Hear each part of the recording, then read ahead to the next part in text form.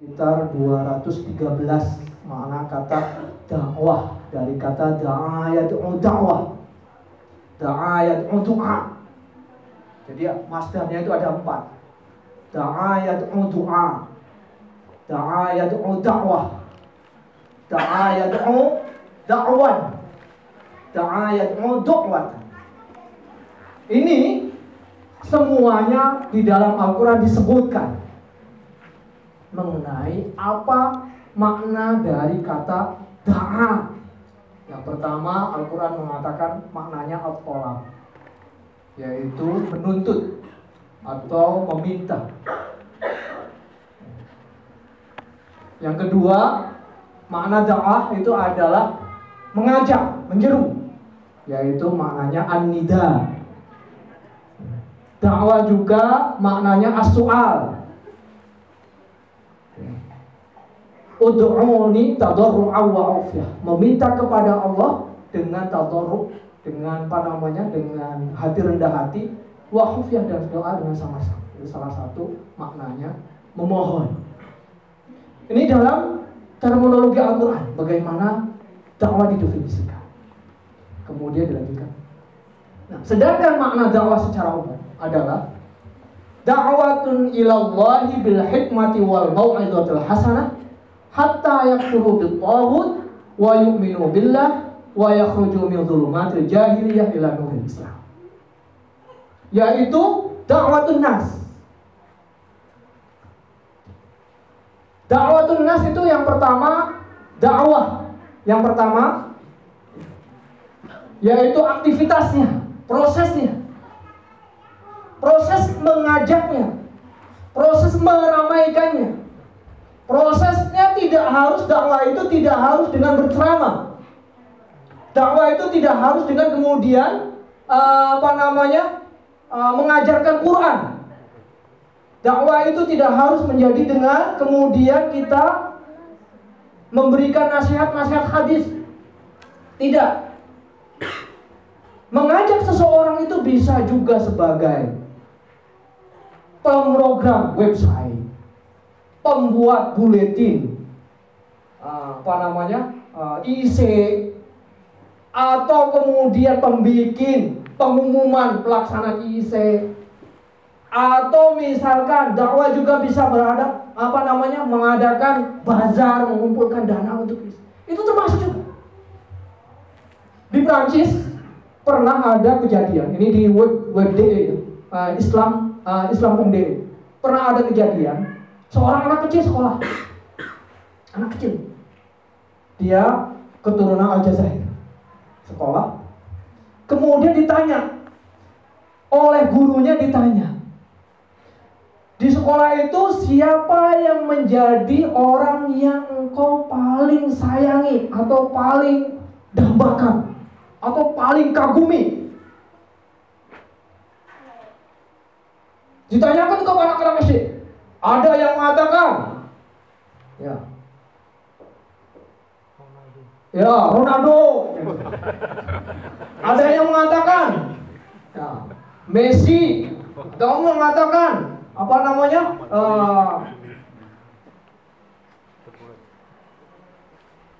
Einstein. Misalkan ya macam-macam, dari Einstein macam-macam.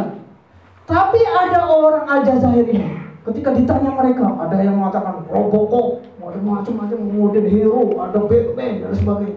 Ada orang mengatakan, kamu siapa idolanya? Saya idolanya Umar bin Khattab. Gurunya bingung. Where they guys? Siapa dia itu? Siapa Umar bin Khattab? Ternyata anaknya bilang, nggak tahu. Saya cerita dari ibu saya, diceritakan setiap hari tentang Umar bin Khattab. Ketika mau tidur cerita tentang khalifah, Khalifah Abu Bakar, Khalifah Utsman, Ali, sahabat ini. Di antara cerita yang paling saya kagumi adalah cerita Umar bin Khattab.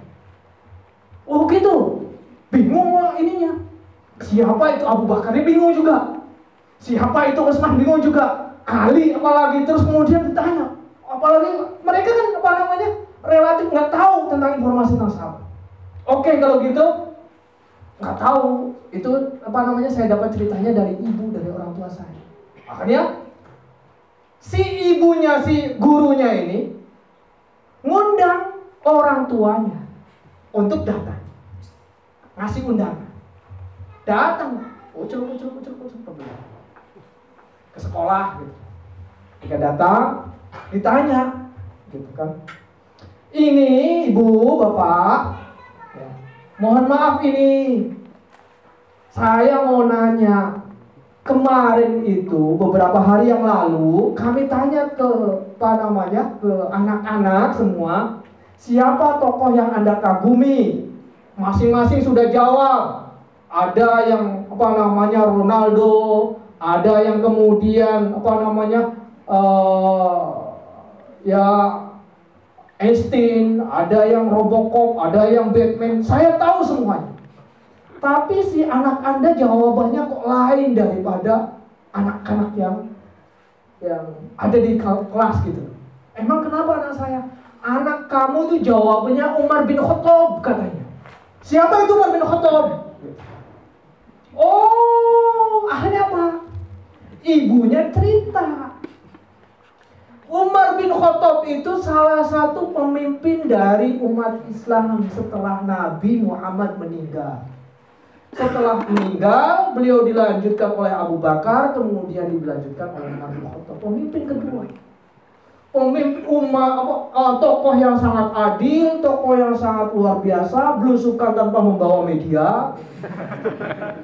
Dan kemudian Umar bin Khattab ini adalah orang yang sangat respect dengan masyarakatnya. Dinilai malam-malam, dicari malam-malam kesusahan umatnya apa. Kritikannya selalu didengarkan nomor satu. Bahkan sewaktu-waktu Umar bin Khattab boleh cerita di situ, di islamweb.de itu. Panjang ceritanya itu. Jadi dikisahkan. Kayaknya dulu cara pendalam bahasa Prancis, kemudian diubersetzer di bahasa Jerman. Kemudian cerita tentang bagaimana waktu Umar ke Irak, waktu itu dipimpin oleh Sa'ad bin Abi Waqqas jadi gubernur. Terus gimana? Si Sa'ad bin Abi Waqqas itu ngundang Umar bin Khattab untuk main. Ternyata jalan yang disiapkannya aja jalan yang besar. Tapi ternyata yang dilewati oleh Umar itu jalan yang di desa, yang jalannya rusak. Begitu ketemu sama Sa'ad bin Abi Waqqas, Umar marah sambil berkata, "Ya aduwallah, wahai musuh Allah, kenapa kau sediakan jalan yang besar untuk Umar bagus, tetapi jalan untuk masyarakat itu keliru? Kalau seandainya ada kuda terpleset di sana, laukanal bihol, istilah hadisnya macam itu, asalnya. Kalau seandainya ada bihol di sana terpleset, maka Umar akan ditanyakan di hari kiamat." Jadi si gurunya itu dia terbengong-bengong ceritanya. Akhirnya terngiang-ngiang di kepalanya. Oh gitu, ya sudah kalau gitu terima kasih.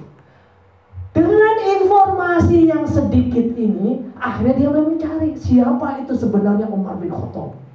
Ternyata setelah membaca sejarah Umar bin Khattab, akhirnya menjadi Islam.